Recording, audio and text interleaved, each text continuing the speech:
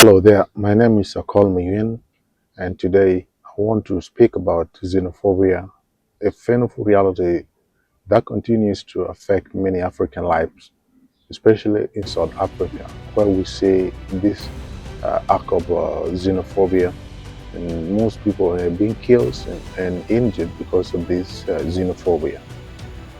And for these cases, let me try to bring to your attention that xenophobia it's not just a word itself.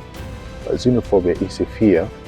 Okay, xenophobia it is a fear, projections, and sometimes violence against people, simple because they come from another country. Okay, in recent years, South Africans has been playing this game for some time, and this has also led to many Africans to flee South Africa. Okay, and this incident has been disturbing, and a lot of peoples have been killed, and a lot of peoples have been also injured in South Africa. And people from countries like Nigeria, Zimbabwe, Somalia, Ethiopia, and South Sudan have been targeted and attacked, and in some cases killed.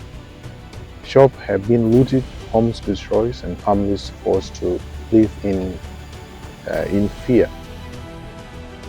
This raises a major concerns. This raises a serious questions. How did we reach a point where Africans turn against Africans? South Africa is a country with powerful history. It fought against apartheid, system divisions, and injustice. Many African nations stood in solidarity during that struggles. They support South Africans politically, morally, and even financially. But I think they have forgotten all this.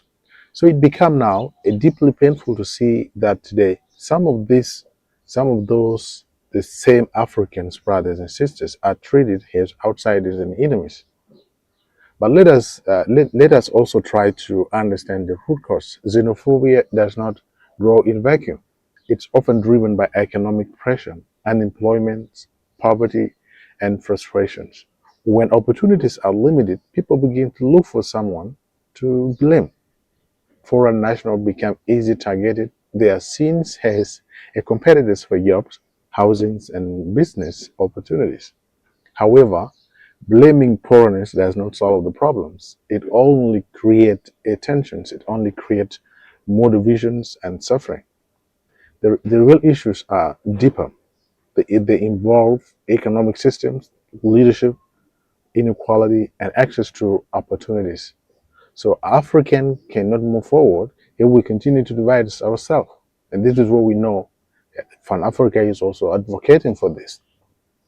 Okay, we speak about unity. We speak also about Pan Africanism, but unity must go beyond words. It must be seen in how we treat each other in our streets, in our communities, and in our daily lives.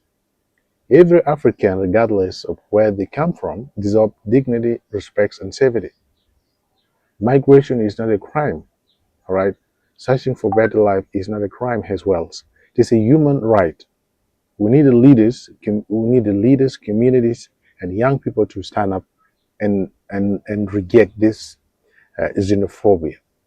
We need educations that promote understanding. We need policy that protect both citizens and migrants. And most importantly, we need change of mindset. Because at the end of the day, we are not strangers to each other. We are one people sharing one continent, one history, and one future. If we allow hatred to divide us, we weaken ourselves. But if we choose unity, we become stronger together. And that is why I'm also trying to explain how xenophobia has affected many Africans in this planet. So let us try very hard to minimize this Afrophobia, because it may kill a lot of people, and the country is not going to have a lot of people. Thank you so much.